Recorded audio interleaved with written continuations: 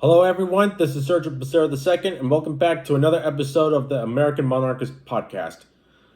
So, for today's episode, who should be America's first monarch? Well, that's a good question. Who should be? Well, thing is, even though the United States got away from England after we beat them in the American Revolutionary War, George Washington refusing to become the first king, instead became president. And now the question is, right now, who should be the first American monarch? Well, it's hard to find any living descendants of Washington, Lincoln, or anybody in particular. Look, I know everyone knows that in the United States within the last year or so, last year and then this year, we've had nothing but ridiculous no kings rallies towards Donald Trump, who I've already admitted in my last episode that, I did vote for him and I still support him, even though I've changed my views on of what kind of government the United States should have. And it's because Donald Trump is the only common sense president we have right now. There's hardly any common sense leaders left. It's all a bunch of insane, ignorant radicals, mainly liberals, who want to make stupidity the norm on purpose. So,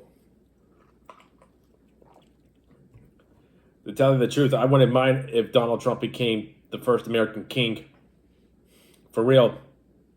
Just to really upset all his enemies, including liberals in this country.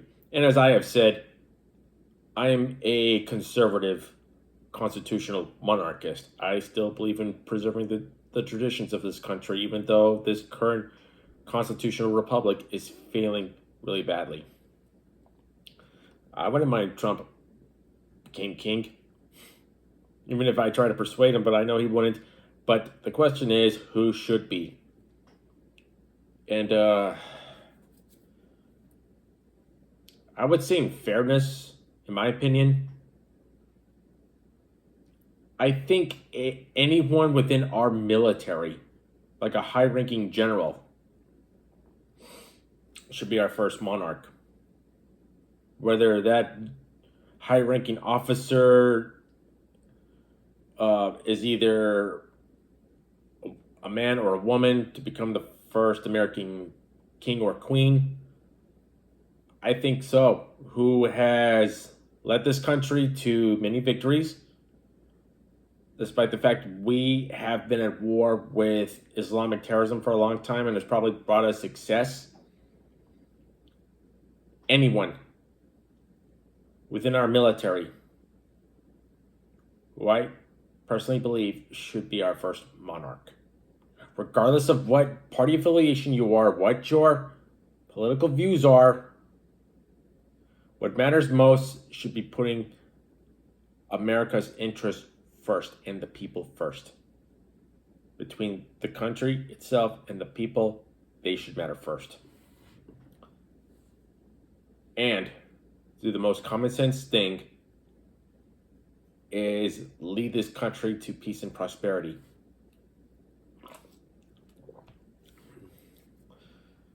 So why would I say someone within our military should be made our first monarch? Well, when you think about it, I have done some research on some well-known rulers.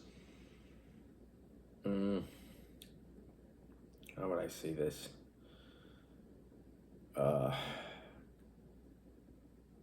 Constantine the Great, Roman Emperor. Well, even though he was co-emperor with someone else, but I forget what battle he had against who. I don't remember if there were Germanic tribes or Gauls, but it was, or another Roman enemy, but it was Constantine that was given the promise of becoming emperor and leading the way to victory, was seeing a sign in the skies, which was a cross, showing that God would bring him victory. If he and his soldiers did one thing, was to paint a cross, a certain cross on their shields. It was like an X formation, it kind of looked like a P. I forget what they call it. And after that, victory. That's when Christianity in the Roman Empire was legalized, and then founded Constantinople to be the new capital, which would later be the foundation of the Byzantine Empire, which is the Eastern Roman Empire. Charles the Hunter Montel, who was a Frankish king who went up against the Muslim Moors in the 8th century, because he was doing anything he can to prevent Muslim invaders from conquering France in order to convert all of Europe into Islam, and yet he won that battle against the Moors and its general.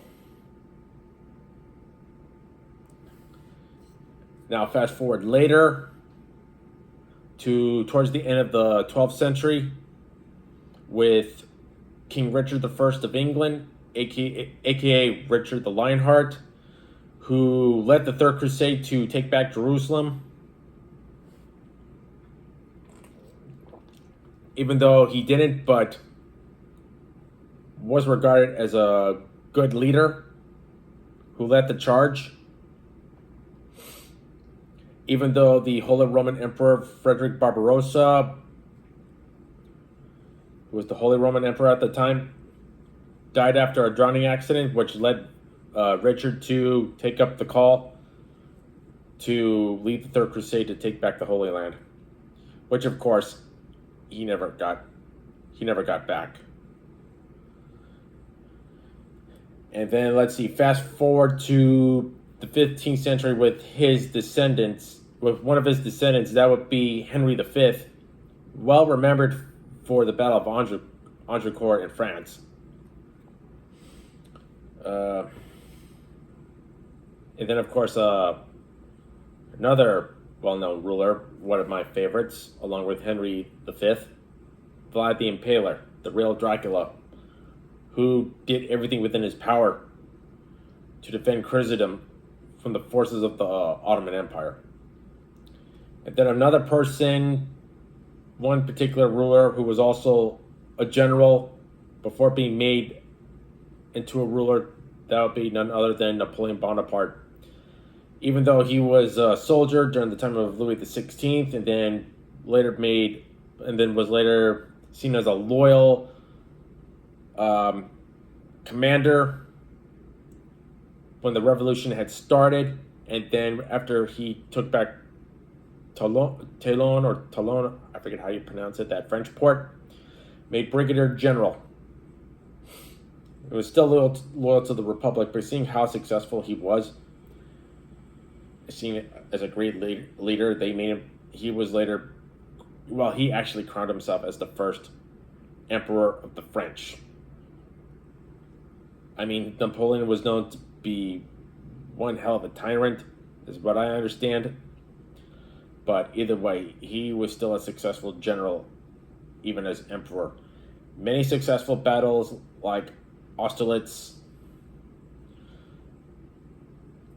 I know there were many other victories he's had, but I know he lost in Russia, and then of course his final battle in Waterloo, even though he still failed badly.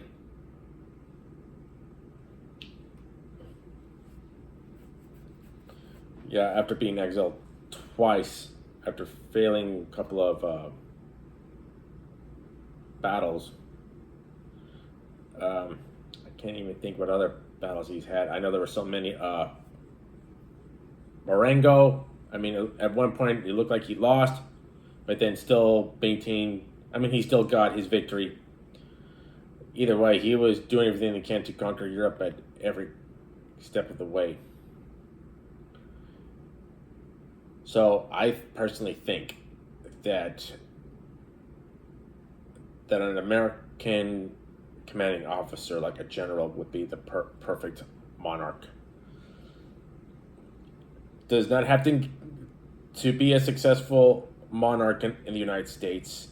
I think the best advice is to don't engage in any politics whatsoever. Just show encouragement that you really do love this country. Doesn't matter. Like I said, it doesn't matter what your personal political beliefs are, left or right, or even independently, of which I don't mind. But it's better to stay out of politics and focus on making America great, creating peace and prosperity, showing encouragement for this country, like any leader, like any president we've had over the years since the country's founding.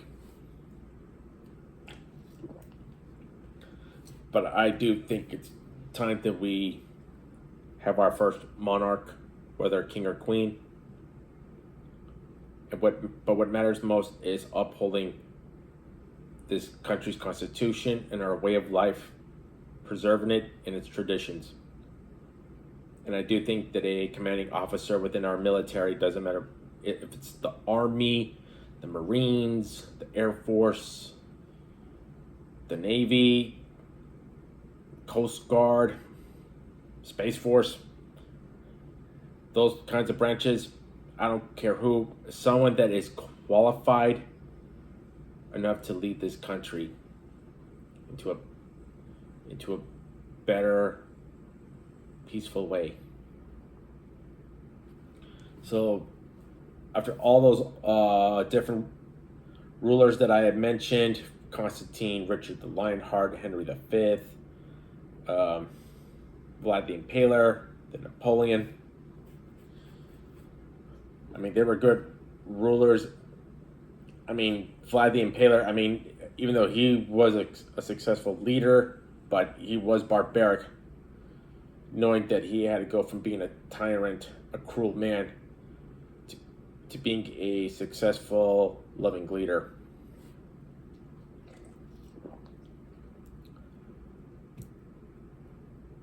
I know there are other European monarchs that probably have been successful as being generals. If I can, I would have to look back at my history, but I know there are some that are known to be bad, and which of course led to other problems as well. So, again, I think a military officer, which I personally believe, would make a perfect monarch, because we need someone that has the skill and the guts to lead. Not some random elected official that only thinks for themselves and only personal interests. I know some are going to say, well, that's what Donald Trump's doing. No, I know he's not. He's a successful businessman, and he's given up a lot just to make this country free, make this country great again, and make it free once more.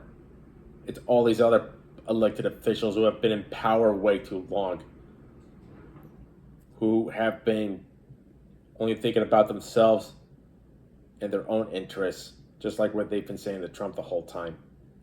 But you know what? We need someone within our military to lead this country.